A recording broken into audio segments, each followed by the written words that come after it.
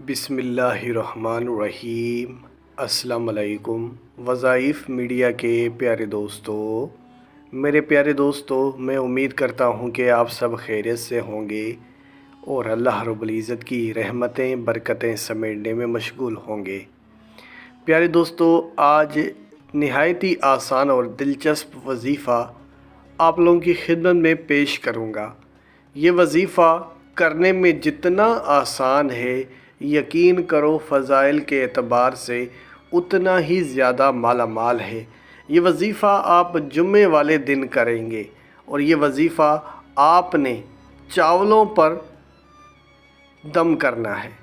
जैसे ही चावल पक जाएं, आपने चावलों के ऊपर ये कलमात पढ़कर फूंक मार देनी है और फिर इन चावलों को आपने गरीबों में बांटना है। ख़ुद भी खा सकते हैं और गरीबों में भी बांटना है।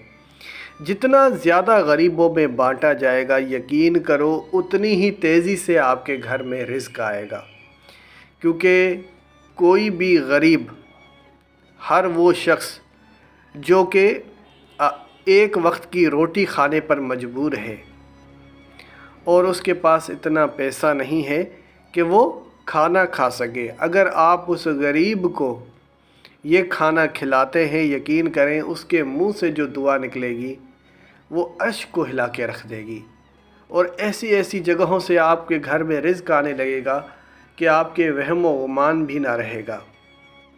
मेरे प्यारे दोस्तों, सदका खैरात की बहुत बड़ी फ़जीलतें हैं और ये तो आप इस तरीके का अमल कर रहे हैं कि एक तो जुम्मे का दिन है, यानी ऐसा मुबारक दिन जिसके बारे में कहा गया है कि ये हफ़्ते के तमाम दिनों का सरदार है और इस दिन में खुसूसन आप कोई भी अमल करते हो तो उसका अजर व सवाब आपको आम दिनों के मुकाबले में बढ़ चढ़ कर ही मिलता है।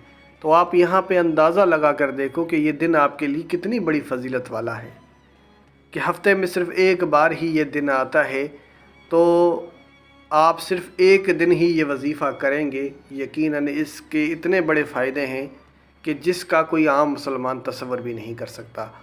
मसलन आपके घर में फ़ाके हैं, आपके घर में रिज़्क़ की कमी है, या आप चाहते हैं कि अल्लाह रब्बुल इज़्ज़त आपके तमाम कर्ज़ों से आपको निजात दिला दे, या आपके घर में इतना रिज़्क़ आए कि आपको आप उसके बांटने पे मजबूर हो जाए, इतना रिज़्क़ आए, तो यकीन करें ये वजीफ़ा आपके लिए बड़ा ही कारगर साबित होगा। जैसे कि बताया कि ये वजीफ़ा जुम्मे वाले दिन करेंगे, लेकिन ये वजीफ़ा आप आम दिनों में भी कर सकते हैं। ये कोई शर्त नहीं है कि आपने जुम्मे वाले ही दिन करना है, लेकिन जुम्मे वाले दिन करते हैं तो फ़ायदा ज़्यादा है, क्योंकि जुम्मे का दिन हफ़्ते के तमाम दिनों का सरदार है और इस दिन में किया जाने वाला कोई भी नेकी का अमल, खैरात भी एक नेकी का अमल है ना, क्योंकि हम गरीबों को खिला रहे हैं। ख़ुद भी खा सकते हैं, लेकिन गरीबों को खिलाएंगे तो फ़ायदा होगा। मेरे प्यारे दोस्तों, करना यह है कि आपने जुम्मे वाले दिन जुम्मा की नमाज के बाद आपने चावलों पर ये दम करना है और वो कलमात क्या हैं? या मालिकुल मुल्क, यानी ए मुल्कों के मालिक। मेरे प्यारे दोस्तों, ये कलमात कोई आम कलमात नहीं हैं। आप अल्लाह की ज़ात को ये कहकर पुकार रहे हैं कि ए अल्लाह की ज़ात, तू मुल्कों की मालिक है। बेशक वही एक हस्ती है जो कि इस पूरी कायनात की मालिक है। तो जब हम अल्लाह को मुल्कों का मालिक कहकर पुकारते हैं तो अल्लाह भी हमें इस दुनिया में इज़्ज़त बख्शता है, हमें इस दुनिया में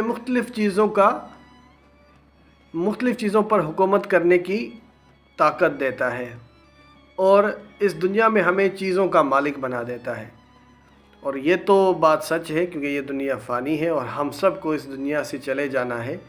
तो ये जो वक्ती तौर पे हमें चीज़ें मिलती हैं, ये तो वक्ती तौर के लिए ही हैं, लेकिन वक्ती तौर पर ही सही, क्योंकि हर एक इंसान की ख्वाहिश है कि दुनिया में भी कामयाब होना चाहता है, आखिरत में भी कामयाब होना चाहता है, दुनिया में भी अच्छी ज़िंदगी गुजारना चाहता है और आखिरत के भी मज़े लेना चाहता है।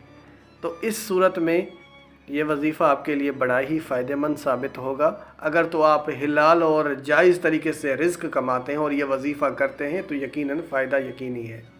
تو جمعے والے دن آپ چاول بنا کے رکھ دیں۔ جو جیسے ہی جمعہ پڑھ کے آئیں تو آپ نے چاولوں پر یہ کلمات پڑھنے ہیں: یا مالک الملک، اے ملکوں کے مالک، اور اس کلمات کو آپ نے 150 بار پڑھنا ہے، 150 ٹائمز۔ آپ نے یا مالک الملک، یا مالک الملک، یا مالک الملک، اس کے اول اور آخر 11 بار درود پاک پڑھنا ہے۔ یہ جو درود پاک کی تعداد ہے 11 بار، آپ تعداد اس سے زیادہ بھی کر سکتے ہیں، کیونکہ جمعے کا دن تو خصوصاً درود پاک کا ہی دن ہے۔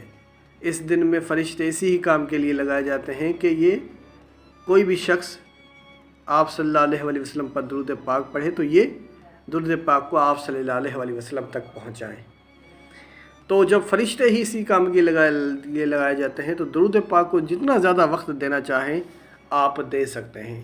جو تعداد شروع میں آپ نے پڑھنی ہے وہی تعداد آخر میں پڑھنی ہے۔ جیسے کہ آپ شروع میں 100 بار درود پاک پڑھنا چاہتے ہیں، پھر 150 بار آپ نے یا مالک الملک پڑھا، تو آخر میں بھی پھر آپ نے 100 بار درود پاک پڑھنا ہے۔ یعنی جو تعداد آپ شروع میں پڑھیں گے وہی تعداد آپ آخر میں پڑھیں گے۔ اب درود پاک یہ آپ پر مبنی ہے کہ اللہ رب العزت آپ کو جتنی توفیق دے آپ اتنی تعداد میں درود پاک اول اور آخر میں پڑھ لیں۔ جب آپ یہ پڑھ لیں گے اور پھر دعا کے لیے ہاتھ کھڑے کریں گے تو یقین کریں یہ ہاتھ کبھی خالی نہیں لوٹیں گے، کیونکہ آپ نے کلمات ہی ایسے پڑھے ہیں۔